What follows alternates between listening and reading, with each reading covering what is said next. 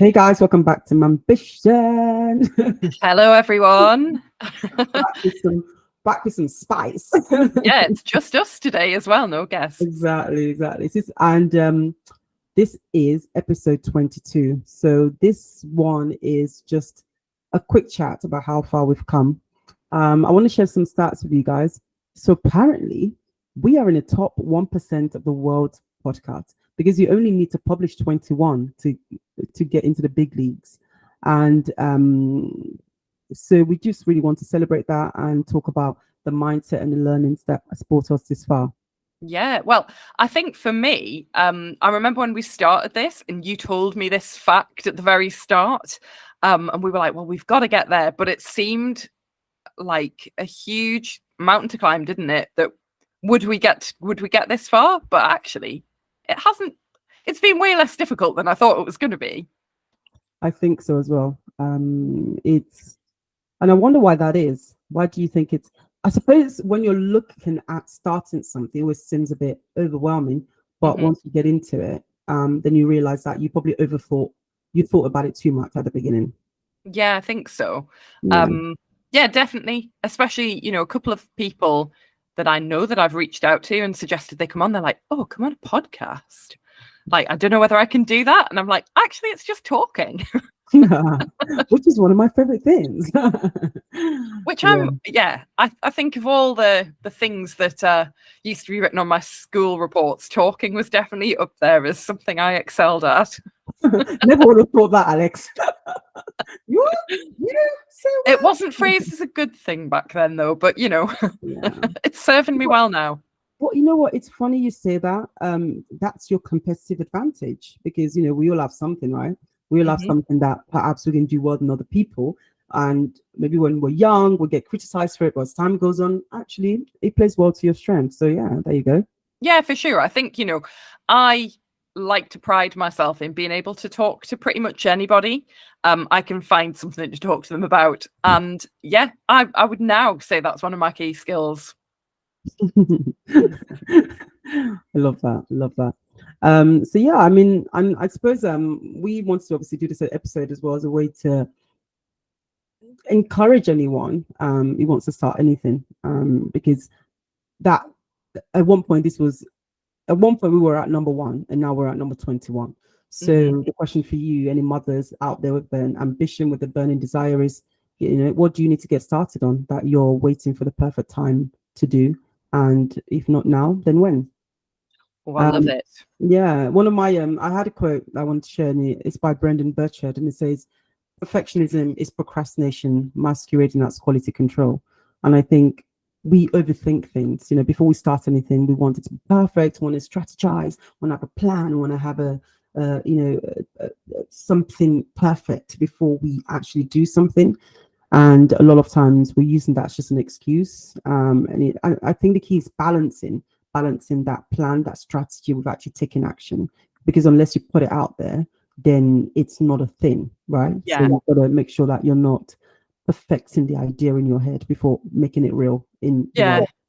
I mean, I feel like it's such a common thing as well that I feel a bit called out by that. It's really easy to get caught up in that planning stage and feel like it's tricking your brain into thinking you're taking action when actually you're right. Until you've actually started to do it, it doesn't exist. It's just in your mind. Yeah, there was someone I listened to the other day. And he was saying that he's started a new thing where he doesn't tell people he's doing something unless he's done it. He tells them what he's done, and he doesn't tell people what he's doing anymore. And I love that. This idea of, because like I said, exactly what you said there, our brains feel good when we talk about what we're going to do because it almost as if we're doing it. So this idea of only talking about what you've done, that is a game changer. Yeah. I mean, it's certainly making you like accountable to what you're doing, isn't it? You've had to do it before you talk about it, because I guess you can have whole conversations about the book you want to write or the podcast you want to start, but unless you're actually doing it, It doesn't exist. And Mm. that feeling, you're right, that you get that same buzz and same feeling by talking about it rather than action. Yeah. Wow. Yeah. No, I really liked that. Okay. So, and also I think we also thought what would be useful as part of this conversation is to kind of take you guys behind the scenes a bit. Like, what is the mindset? What is the disciplines? What is the thought process that has allowed us to actually put this into action? And I think number one is consistency. We have, regardless of what's happening in the family with the children, we have this habit of publishing an episode every week. Yeah. And it's just something we do now. So I think a lot of consistency is making things very simple, because when you make a habit easier to do, you're more likely to do it. And I get a lot of that from Atomic Habits, the books by, I believe it's James Clear. Yeah, that's right. Oh, okay. I love it. I've listened to I haven't read Okay. it. I've listened, although apparently, listening to an audiobook is still like reading a book. But I've listened to it a few times actually. Yeah, no, I think it's a good book because this habits we are a culmination of the habits we do and the things we do, and over time it's good to always look at how you can make habits easier. Like, for example, when people want to go running, they have a habit of putting their trainers by the door, and they're more likely to go running, because by the time you're looking for your trainers, you're like, oh, forget it.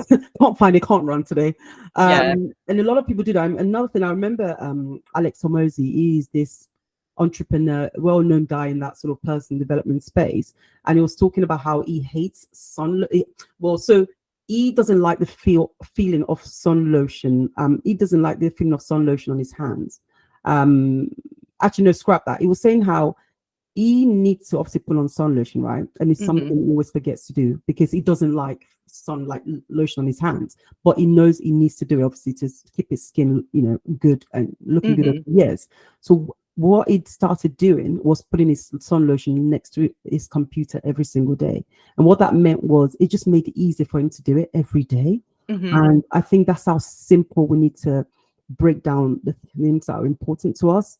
So, for example, obviously with this podcast, we have a habit of recording every single week, and that's like come hell or high water, really, isn't it? Like it really has. You have to do an what's going on in the background? Exactly. Well, I know this needs to be done, and it's interesting how when you have that mindset and what you actually get done, rather than kind of overthinking it or not getting around to it, right? Because it's another thing to do. Yeah, like this is just one of our commitments, isn't it? And it's not like, oh, if we feel like recording today, sometimes we're struggling to find a time that we can do it. I mean, we've recorded in our pajamas, we've recorded really late at night, we've recorded when children are in bed, before children are in bed, after children are up at the weekends, like you name it, we've done it. But we have made sure, I think we might have missed like 1 week towards the start, but apart from that, we have consistently put one out every week. And I really think now, I just expect that we're going to do that. Yeah. No, we have to, because I've got into this habit of publishing one every Sunday. And if I don't do one on Sunday, I will feel like, what are you doing? So I think it's important to hold yourself to high standards, especially if you want to do something. We don't have to do this. So, there's other things I'd maybe not rather do, but other things I could do with this time. Could be doing, It's important. Yeah. When you think it's important as well, I think you get it done. Yeah. And I think that like the more conversations that we have with like guests and stuff like that, and kind of hear about their stories, the more you realize that everybody's busy, everybody's doing stuff. But it's about what you're choosing to do, isn't it? And how you choose to like fit that into your life, which, sounds like it's not easy for anybody. But yeah, I think you're right about mindset, that's a really big factor in being able to do it. Absolutely. Another thing that I consider as well, in terms of what could hold people back, but we all need to overcome, and I think we're working on this process. I think it's the idea of fear and that consciousness about what people think. What do you think about, Alex, in terms of how this kind of fits into this that we're doing? Yeah, I mean, I definitely agree with that. I think that stuff about perfectionism and procrastination, that all goes back to fear. Actually, I think that, you know, you might do it and it might be rubbish, and that's if you're just talking about it in your head, like thinking about it to yourself, you can imagine it as perfect, and you can imagine the great success you're going to have, and it's like a little dream of, oh, in the future I'll be really successful, in the future I'll have this. But actually, if you're not taking like the steps towards it, are the things that build that success. And if you're putting it off, it's because you're afraid of failing, but you've already failed if you're not trying. Yeah, I think so. I mean, we just this week we were both at a funeral. A really good friend sadly lost his mum, and you know, I talk about death a lot because I think it's very important in terms of just accepting that we're not here forever. And I always think about that. And even just this week, I was thinking about our friend that lost his mom, and you know, such a sad time, but luckily we were able to be there with him. And a lot of times I kind of see myself at my own funeral or at my own death. And I remember, actually, funny enough, I said to my husband this week, I said, oh, I wonder if he will come to my funeral. And you know what he said to me? He said, well, personally, I don't care who comes to my funeral, I'll be dead. And I thought, wow, that's sad, but also, I mean, sometimes you need to think about this things, like live your life. And I think, you know, I mean, people, we're not here forever. And the more we get living, the quicker we get living, the urgency we live our lives, the more we can get more out of it, however long or short. And I think when we think about death in that way, and the fact that it's coming for us all, I think it creates, for me personally anyway, it creates this urgency to live well and to do things that matter. Yeah, no, I think, yeah, you raise a really good point. And I think I can talk about this because my cousin's quite out there with this, but my cousin, she has stage 4 cancer. She's quite young. You know, she's just turned 30. She's just got married, and she has got what she's calling like a living list. Because obviously, you know, to have that diagnosis at a young age is really earth-shattering, and has been for our whole family.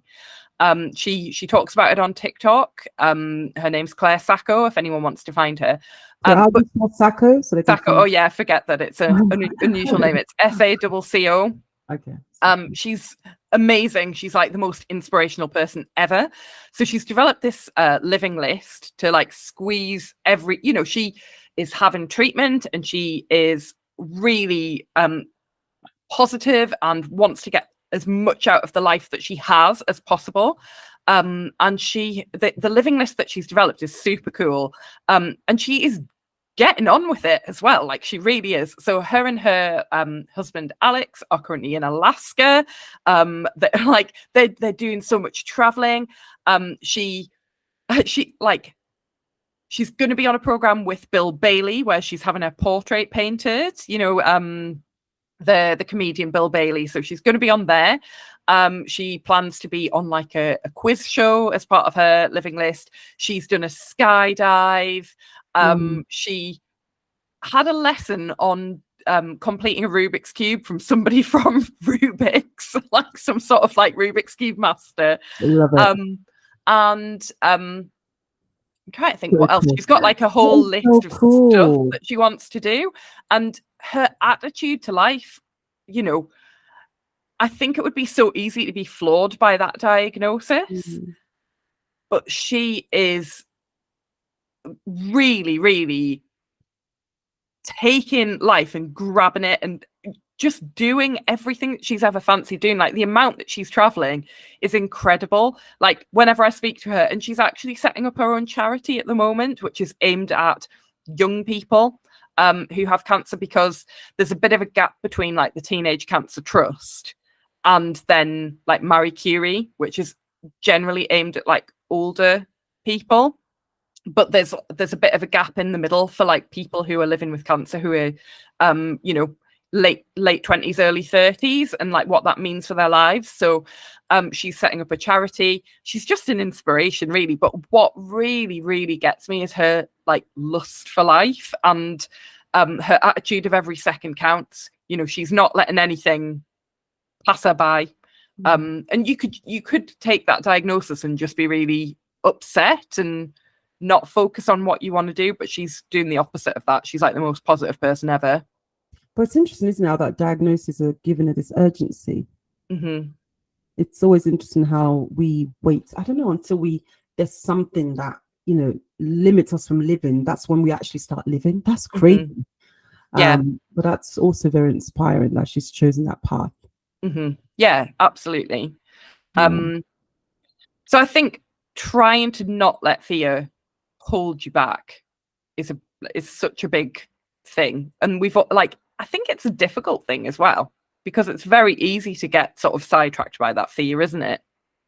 Absolutely. But I think you've got to, I think it's all about making it real. And like I said, we all have something we hang it on. For you, like you said, it could be your cousin, and looking at her, she's living, like, wow, she's has this diagnosis, but she's living a life.